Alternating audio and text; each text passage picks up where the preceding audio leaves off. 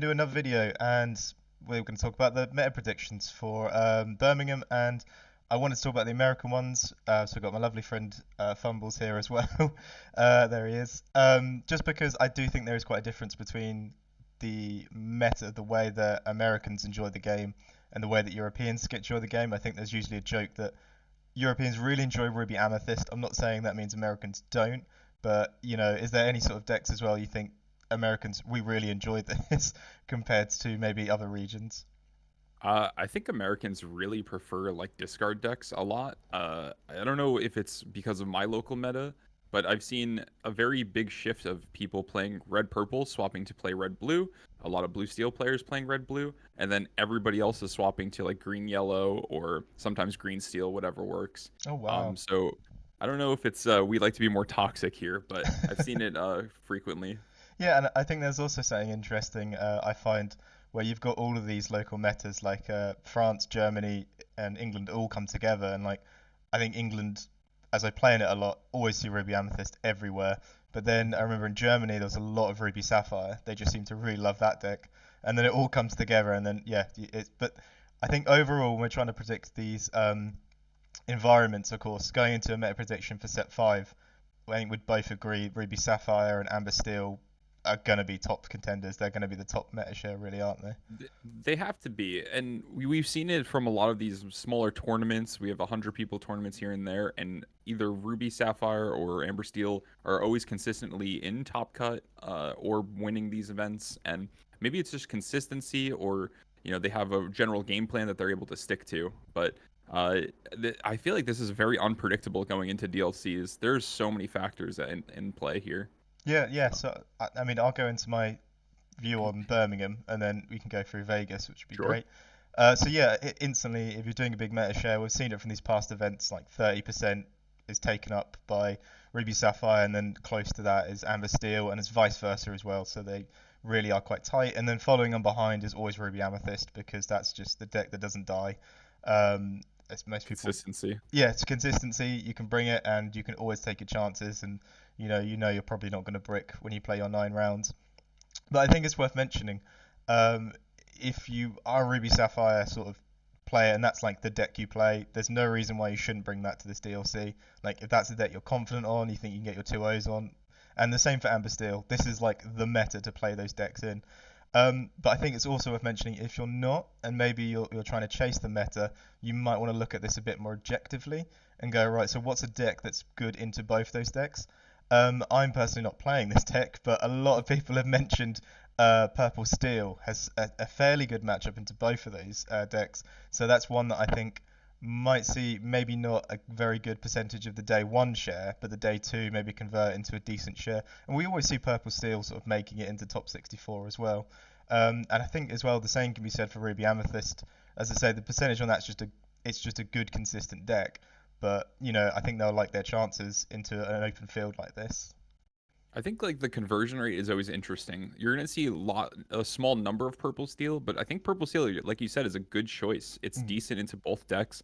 Anything purple is usually pretty good into red blue. But its worst matchup being blue steel has kind of vanished for the moment. So I think that's pretty good. As long as you don't see a Cogsworth, I think purple steel is pretty happy.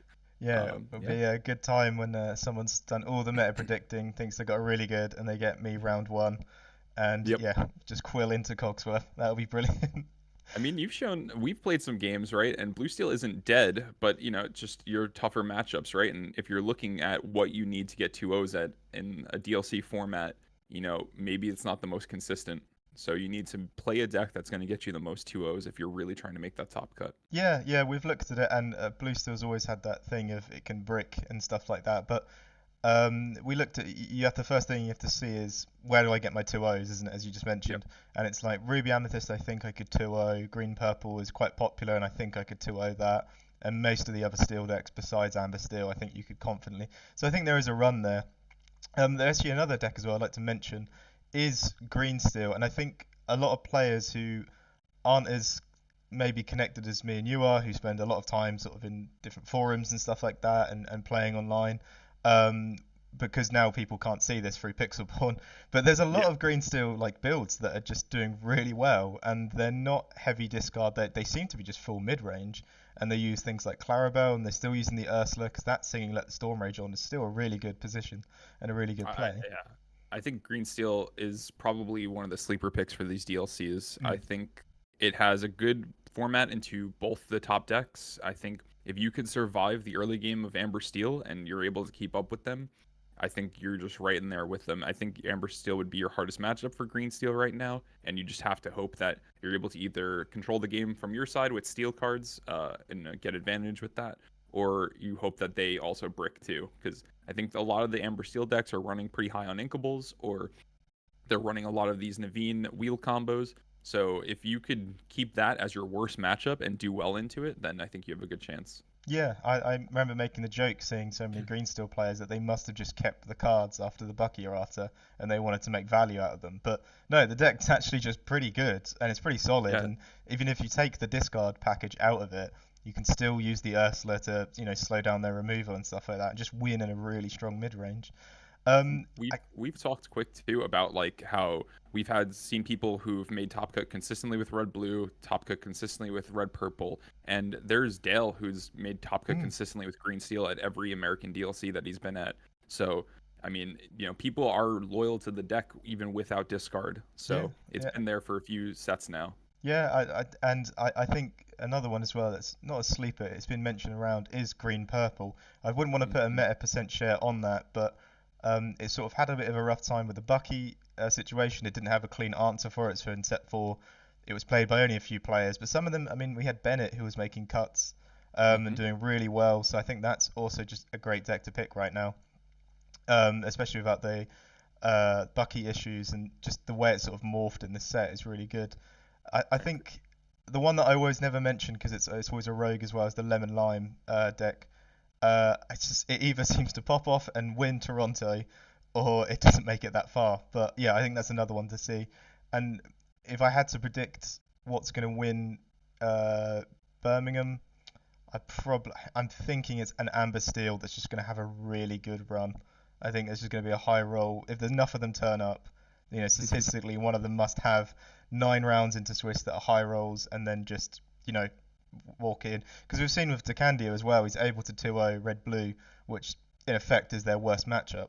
So yeah, I definitely think that's probably going to be the winner of Birmingham. But what do you think in Vegas? How do you think that's going to shape up? I think when you see the deck lists that DeCandio or Kendall Burnett are playing for their local tournaments and these 10K events that are happening in America, they're consistently beating some of their worst matchups and consistently performing 2-0s. I do think, however, I'm kind of leaning towards a red blue winner. I Mm, think the red blue meta here is very strong. I think people are also adjusting their game plans to kind of either there's a few different red blue decks. You have your items deck, you have your ice block deck, and you have your no ice block deck. And I think the no ice block's probably a good call because you're better into your red blue matchup and you're usually better into your amber steel matchup because you're able to just get to the clears quicker. mm, So I think like the strongest thing about amber steel is that it could be an aggro deck with wheel, and I think that's very scary when you're able to sing a whole new world and then play 5 characters because they all cost 1 or 2.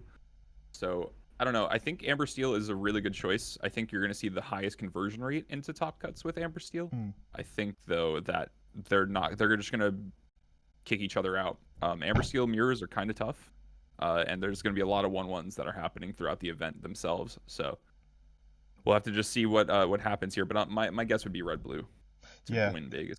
I think after round one there'll be a lot of Amber Steel and a lot of Ruby Sapphire that got paired together, and as you say, Hmm. they're just gonna 1-1 fizzle to the middle table, maybe get paired again together, and just have to keep trying to fight to get out of that spot really. And there is something to say about going to a DLC and bringing a deck that could be quite polarizing. And I'm not saying purple steel or blue steel or green steel is any of those polarizing decks, Or but blue purple. or Blurple as well. Actually, yeah, I think that's going to have a cut this set. Oh, Definitely. I would put money on it. Yeah, I Yeah. think blue purple, the green purple deck. These decks that the beauty of these kind of decks, the blue purples and green purples, is that you're not going to run into too many mirrors. And a beauty of DLCs is mirrors are always tough, right? Because in theory, they're always going to be better on the play against each other.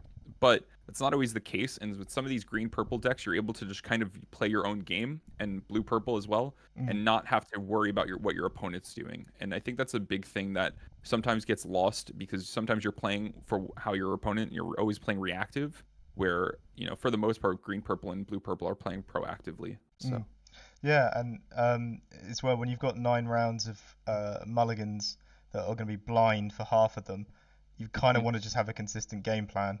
A lot of people, and as you mentioned with Ruby Sapphire, the lists changed around to Scar and things like that. And when you're changing that, it's like I see a lot of Gastons going back into Ruby Sapphire. Now that card is useful if you're playing as Ruby Amethyst, but you're never going to know if it's Ruby Amethyst, and that's mhm. just going to affect your overall game plan because you're going to mulligan it away or keep it, and you're not going to know from game one what you were supposed to be doing. Um, Yeah. so My yeah. personal thought on that is just, my deck is currently built without Gastons. I don't have brawls at the moment. I think I need to put those back in for red blue, but I'm not building my deck to make sure I guarantee a 2-0 against red purple. I'm still thinking of red purple as my 1-1 split, and then I have to 2-0 every other matchup pretty much. Hmm. And I've been lucky enough to do that without the Gastons. They just have to miss Flynn, right? And in I think you need to think of these events as you need to just kind of have a little bit of luck, but don't rely so much on your opponent having the perfect hand. Sometimes they're not going to have it, and that's what's going to happen. They only have 4 Flynns in the deck, right? So Yeah. Oh yeah. Oh yeah, for sure. You're not going to get Flynn Seasued every game. And hopefully, yeah, hopefully not.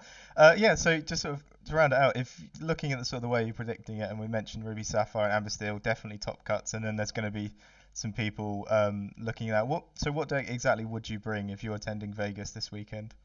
I have 2 decks sleeved up. One of them being red blue, and the other being green steel. I have a few of my friends who are bringing green steel to Vegas. I think it's a great deck, and I think it's gonna make top cut. I just think, the problem with any green deck or or steel deck right now is, one, be prepared to really shake up your game. But if you're able to disrupt your opponent's game plan enough, I think that's good, because sometimes red blue is very reactive Mm, and has to play always from like the back foot.